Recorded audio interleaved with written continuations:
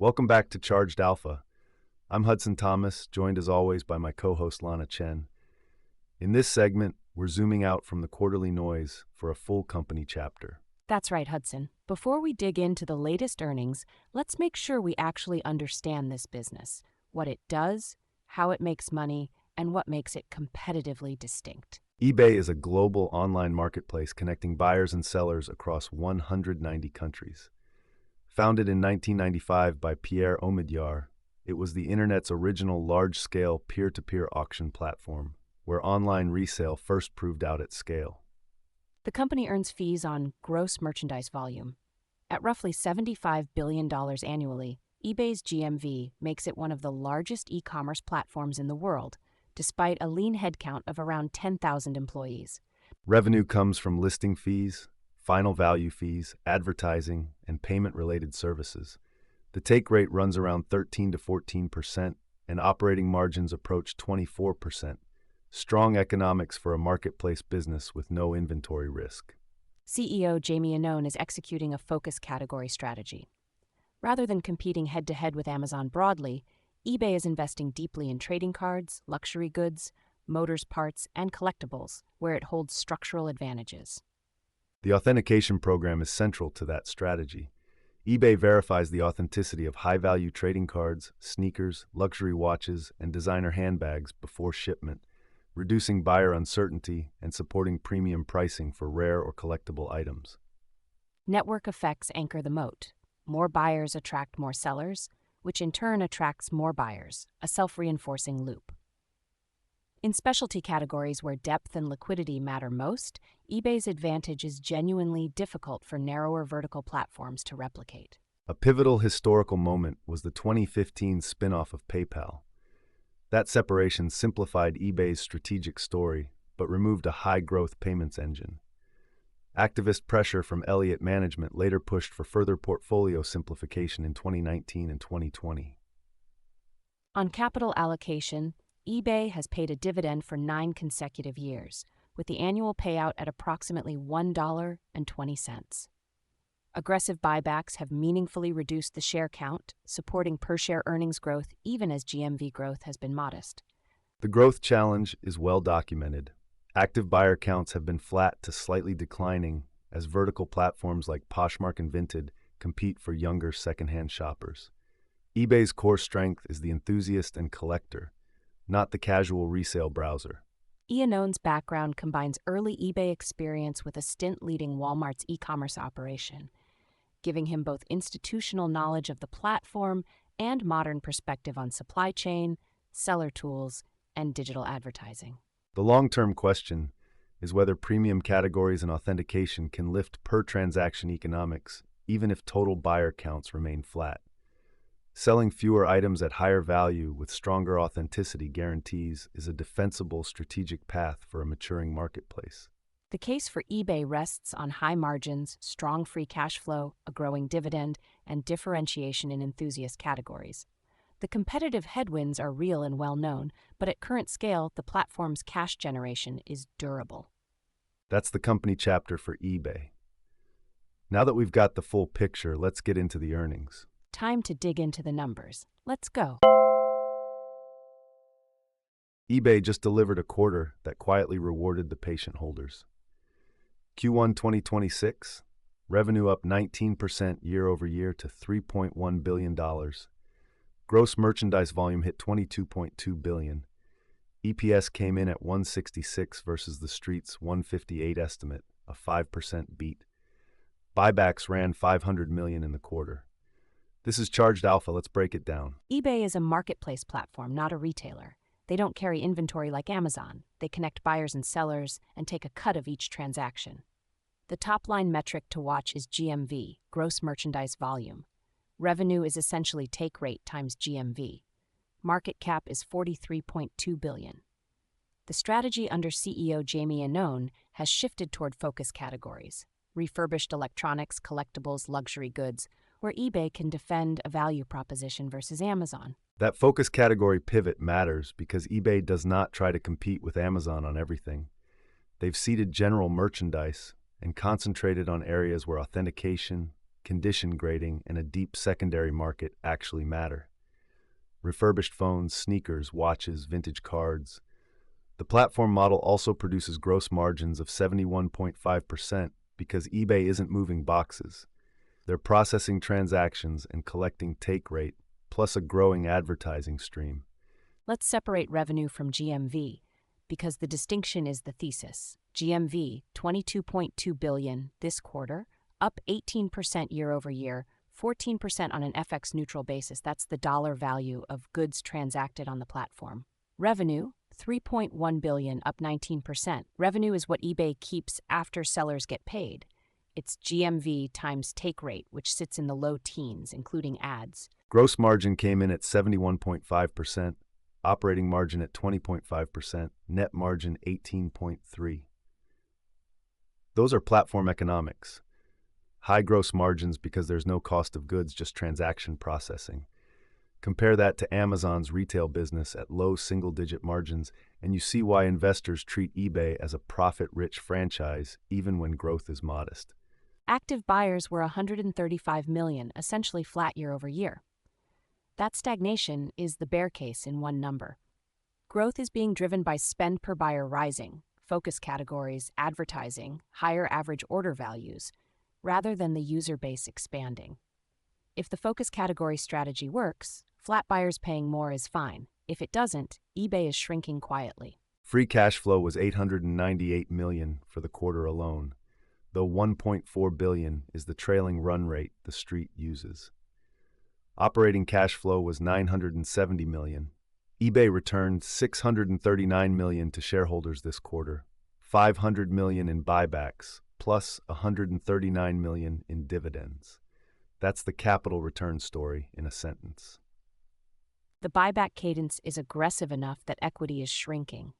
Total equity sits at $4.6 billion against debt of $7.4 billion. Leverage looks elevated, but eBay generates roughly $1.4 billion in trailing free cash flow, which means debt to FCF is around 5.3 times. The shrinking share count compounds earnings per share even when revenue grows in the high single digits. Advertising deserves its own call-out. Total ad revenue hit $581 million in Q1, with first-party ads up 33% year over year. That's the highest margin revenue line in the company. As ads grow as a percentage of total revenue, blended margins lift.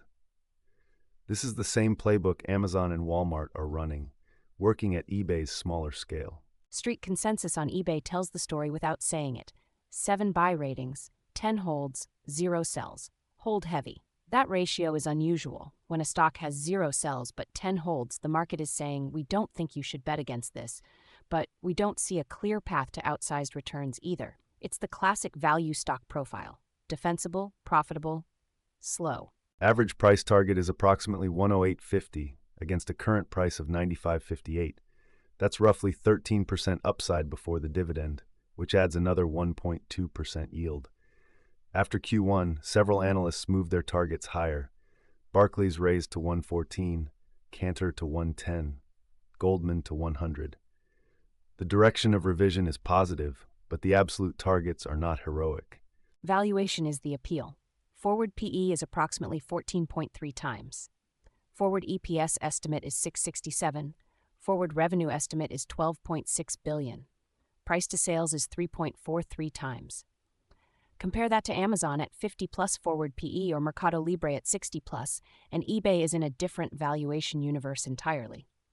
On a free cash flow basis, the stock yields roughly 3.3%, which is competitive with the 10-year Treasury. The bullish analysts argue eBay is a quiet compounder, not a growth story, but a buyback and margin story. With FCF at $1.4 billion annually and management deploying most of it into buybacks, EPS can grow 8 to 10% even on flat revenue. The bears argue the same setup is exactly why the stock has been range-bound for years. There's no catalyst to re-rate the multiple higher unless GMV growth accelerates durably.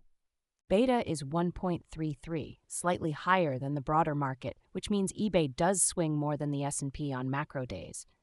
The combination of cyclical exposure to consumer discretionary spending and a relatively cheap multiple means in a recession, the stock can sell off harder than the average. But in a stable consumer environment, the buyback engine and ad growth keep doing the work quietly. The bull case rests on three pieces. First, focus categories accelerating GMV. Refurbished electronics is a structural growth market as consumers trade down, collectibles benefits from the secular hobby economy, and luxury authentication is an emerging revenue stream where eBay has scale advantages. Second, AI-assisted listing, what eBay calls magical listing, lowers seller friction. Photographing an item and having AI generate the title, description, and category tags converts more casual sellers into active sellers, which expands inventory and improves match rates for buyers. Better matches mean higher conversion and higher GMV. Third, capital return at this multiple is mathematically powerful. 500 million in quarterly buybacks against a 43 billion market cap is roughly 4.6% of float annualized. Even with zero revenue growth, the share count math alone delivers mid-single-digit EPS growth before ad revenue and margin expansion are layered on top. The bear case starts with competition. Amazon owns general merchandise. Shopify enables every brand to bypass marketplaces entirely. Facebook Marketplace dominates local peer-to-peer. eBay's defensible territory keeps shrinking, and the focus category strategy concedes that point. They can no longer be everything to everyone, so they're picking lanes and hoping competitors don't follow them in. Active buyers flat at 135 million is the most concrete concern. eBay had 187 million active buyers at peak in 2021. The buyer base has contracted by roughly 28%. If revenue per buyer can't keep growing, GMV growth eventually reverts to buyer growth, which is zero. Value trap risk is real. eBay has traded at low double-digit forward PE for years. The thesis that capital return drives compounding works only if the underlying business doesn't decay. Each year, the bull case sounds like it's about to be proven, and each year, the multiple stays compressed because the market is pricing in long-term GMV erosion that hasn't fully shown up yet. Debt is manageable but elevated. 7.4 billion in total debt against 1.9 billion in cash is a 5.5 billion net debt position. eBay's free cash flow easily services it, but in a downturn, that leverage limits flexibility. The company can't lever up further to accelerate buybacks or pursue a transformational acquisition without changing the credit profile materially. Peers in marketplace and e-commerce include Amazon, Etsy, and Mercado Libre. Each represents a different playbook. Amazon is the everything store, retail, and cloud giant, trading at a 50-plus forward multiple. Etsy is the niche handmade and vintage marketplace, smaller but in similar gross margin territory. Mercado Libre is the Latin American powerhouse with much higher growth and a premium multiple to match. Versus Amazon, eBay is dramatically cheaper, but also dramatically slower growing. Amazon's retail unit operates near break-even on margins. eBay's marketplace runs 20% plus operating margins. The trade-off is clear. Amazon is buying market share at low margin. eBay is harvesting profit from a stable base. Different stocks for different mandates. Versus Etsy, eBay is more diversified and higher margin, but Etsy has more focused brand identity around handmade goods. Etsy has struggled with seller economics post-pandemic and is trading well off its highs. eBay's broader category mix and stronger advertising machine has positioned it better through the post-pandemic normalization than Etsy has managed. Versus Mercado Libre, the contrast is stark. Meli trades at 60-plus forward PE because it's still in land grab mode in Latin America, with 20% plus revenue growth and an integrated payments business. eBay trades at 14 times because it's already mature in its developed markets. If you want growth, you pay for Meli. If you want capital return, you buy eBay. Options activity around eBay's print was relatively quiet. Implied volatility heading into earnings priced roughly a 6% move, and the actual reaction was modest, as the beat was largely in line with raised expectations. Traders who sold straddles into the print captured premium as IV crushed afterward, a typical post-earnings pattern for a stable mega-cap marketplace name. Looking at longer-dated options, January 2027 open interest sits notably at the 100 and 110 call strikes, consistent with the average street price target around 108.50. Put activity at 90 and 85 represents downside hedging by institutional holders who like the dividend and buyback combination but want protection against a broader consumer slowdown. On insider activity, eBay executives sell shares through scheduled 10b5-1 plans, the standard structure for executive equity grants. There has been no unusual cluster buying or selling outside scheduled programs.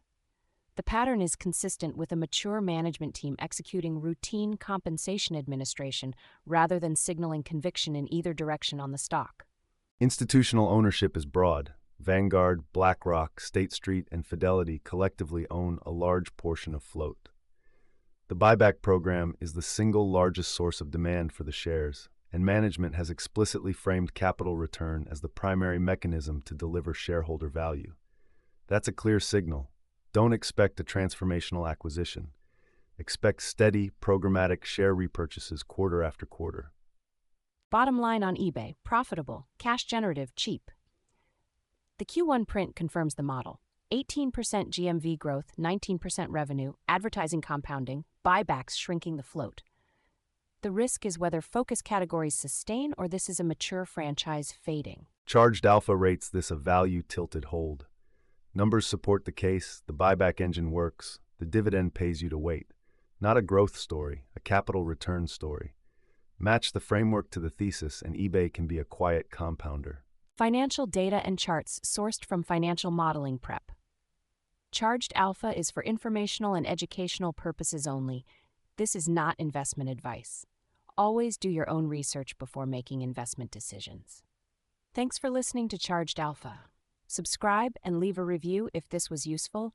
New episodes every earnings season. See you on the next one. Ooh-wee-doo! That ticker tape starts dancing fast. A bull market thrill that's built to last. Dividends are ringing up the swing. Listen to that sweet ka-ching. It's a Wall Street swing. That fast-paced rhythm makes you sing. Yeah, the Wall Street swing.